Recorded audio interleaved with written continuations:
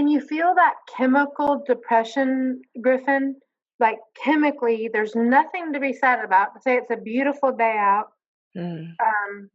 and it's chemical. It's like a feeling you can't shake it. Is that a hormonal imbalance? Just like a diabetes or a, can you walk through it? Yeah. Or do you need to, yeah, okay. So Yeah. you get up and push through it or lay down and go with it? Neither. Okay. Um, he wants to break it down a little bit more. Okay.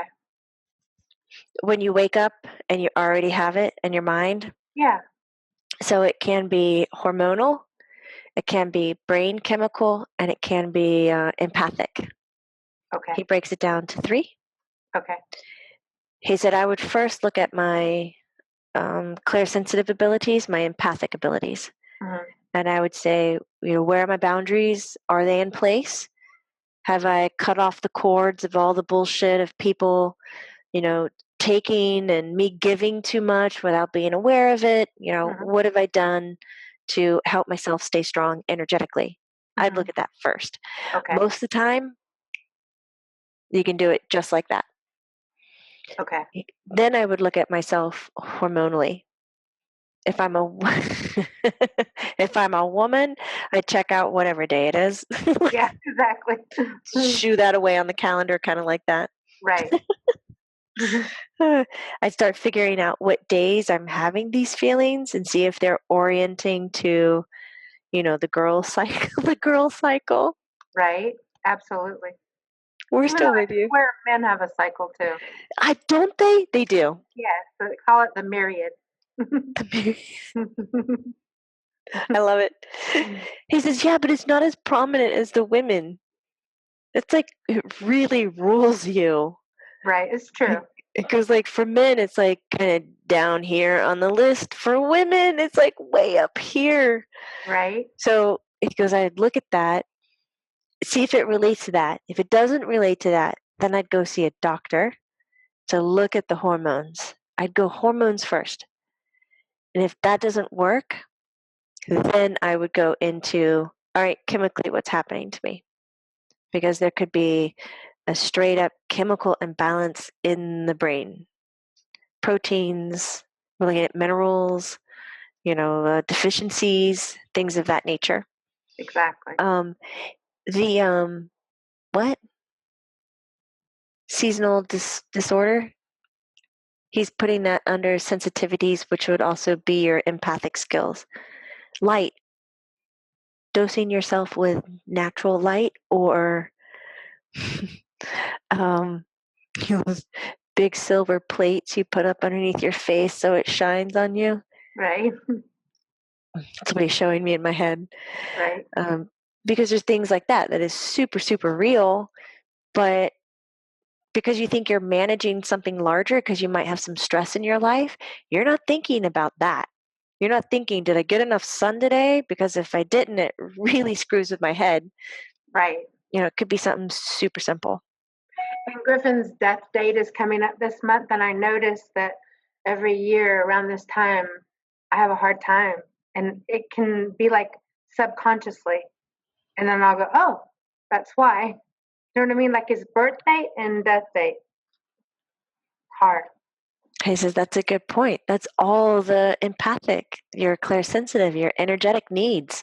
Right. And we totally forget to look at that stuff, but that can be, he goes, in my opinion, it's like the number one driver for depression, anxiety, some of these big things that paralyze people from living their lives. Right. Right. Griffin, is it better for someone like me to work out in the morning or in the evening?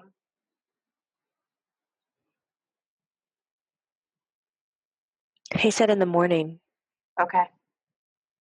it helps boost your steroids, your endorphins, and increases your metabolism so that you can then use all of that throughout the day.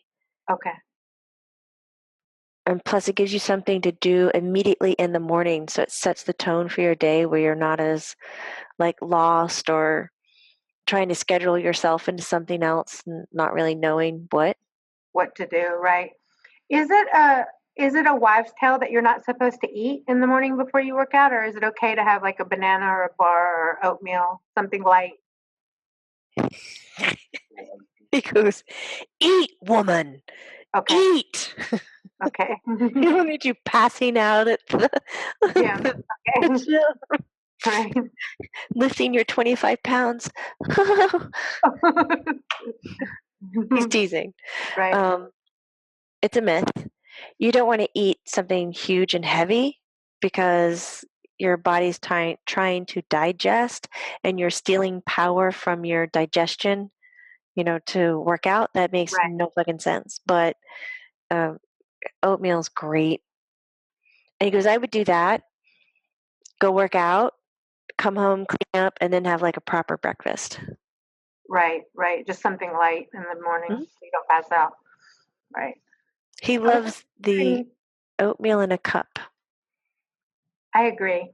I agree. A lot of people make it now like in mason jars at night and they just put it in the fridge. I was reading. Have you seen that, Bill? Like they make mixtures and put in the fridge. Take it to go in the morning. I don't know what it does. I have to read the recipe again, but it just saturates and mixes. So in the morning you just take it and go. Cool.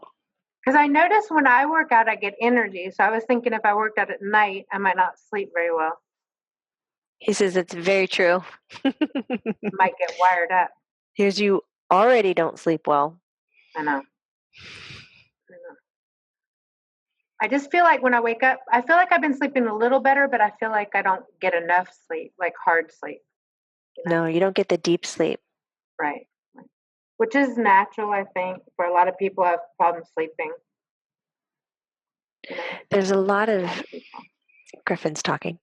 There's a lot of strange, stagnant energy.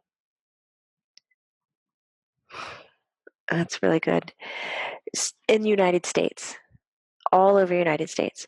Think about it when you buy fireworks, all that power is packed in there and it's stagnant. It's not going anywhere. It's not blowing up. It's not pretty lights, nothing. It's just there. It's like, think of all these fireworks being packed. He said it's a really awkward time, and there's going to be one day. He has his finger up, just one day, not a week, Right? one day, where somebody comes and lights them all. Boom. Oh boy. And the energy in the United States is just going to be up on its end. Everybody is going to want to be heard. Everybody's going to talk. And not a lot of solutions are going to be out on the table. So there's going to be a lot of, what do we do? Half the people are going to freak out. And he goes, don't worry. That's normally what happens. You've already been through half the people freaking out and you survived. So don't worry. Right. But it's like you count those 50% out. They're not going to be able to contribute. So Right. now we're working with the 50% of people that don't mind being in a fireworks show Right. and going, okay, what's happening? What's the issues? And what do we do? So Right. he said there's about to be a lot of action in the government.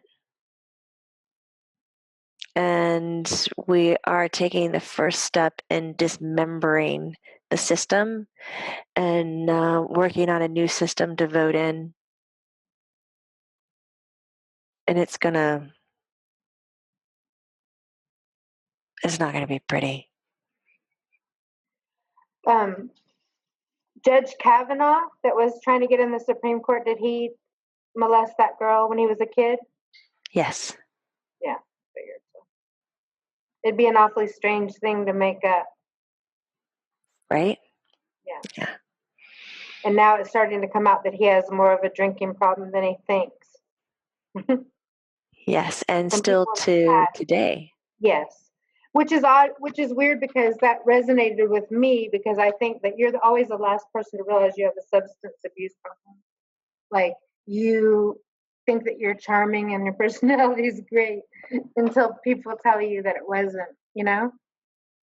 Somebody came out and said that about that guy that was a kid at Yale with him and saying, yeah, he did slur his words and he was aggressive when he drinks and belligerent. Yeah. I just read that this morning. Yeah. Wow. He says, this is the beginning. Fireworks are being packed. Right. And I think that people feel it. He goes, I know people are feeling it. The whole thing is scary because just that you can accuse someone 35 years later, that's scary too. You know what I mean? Like, whoa, you know. Yeah, Griffin goes, I don't think there's an expiration date on being held responsible for your actions. Right. That's true. That's true. That's a t-shirt right there. Right. That is true. It's just that you just always hope people are telling the truth, because I also read an article where a girl said that she accused a man of rape, a boy that was a football player, and now she wrote on Facebook that it didn't happen. And the guy already went to jail. Now he's coming out of jail, but he was crying because he was wrongly accused. So you just always hope that the accuser is telling the truth, you know?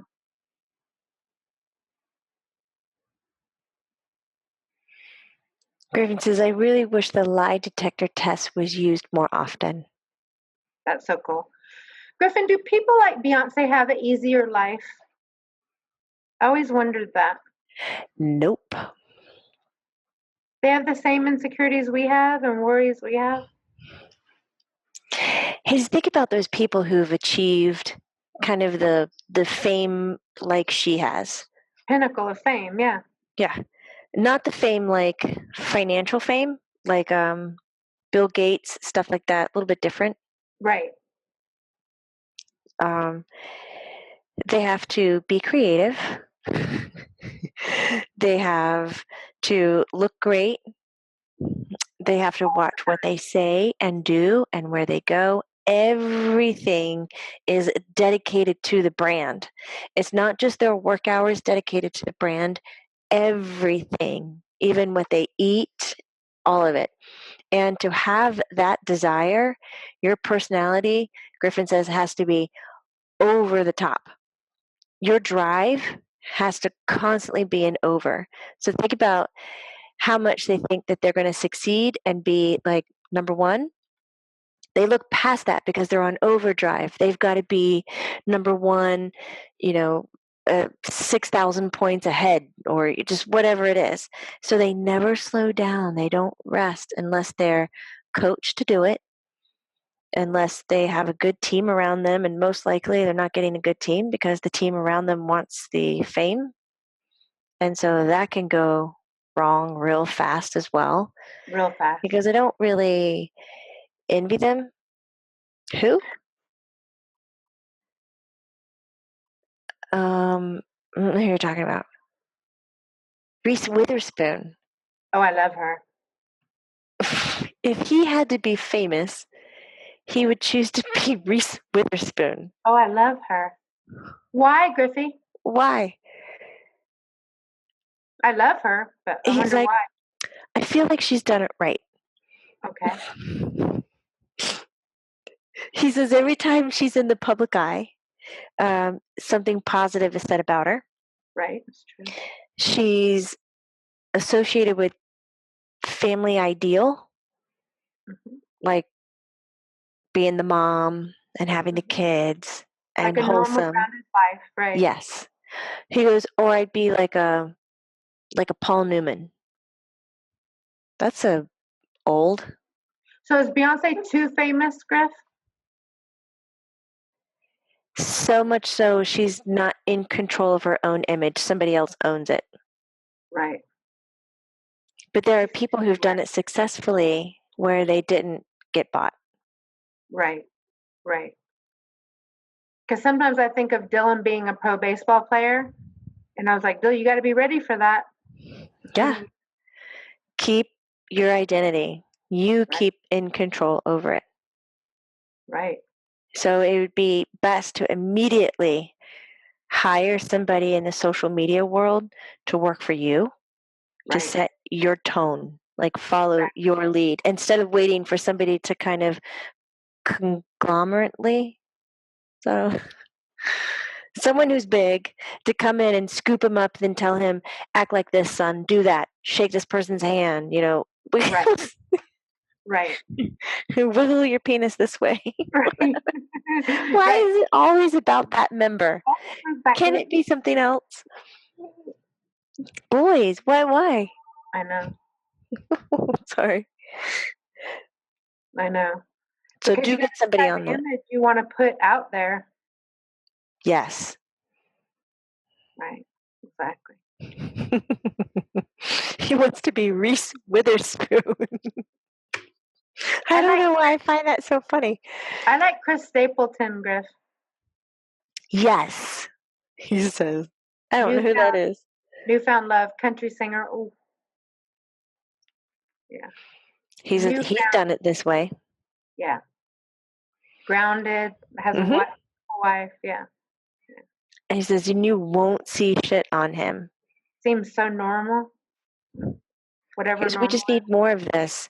It's like the crave for magazines, publicity to blow shit up, to create drama. I know it sounds. Well, I love you guys. I love you, Griff. I love you, Mom. Anything else? I love you.